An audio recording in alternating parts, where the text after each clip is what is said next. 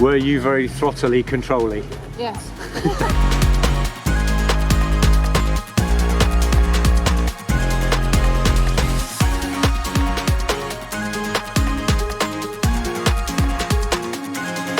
How do you find no brakes?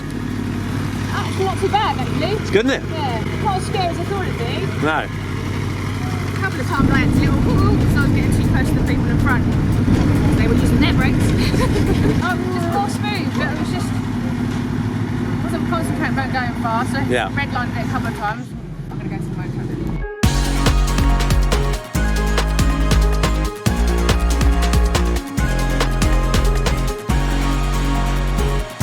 After a chat with my coach, it was back to the classroom, and this time to look at turning in points, which Beej told me may seem a little ambitious at first. Let's see how we do.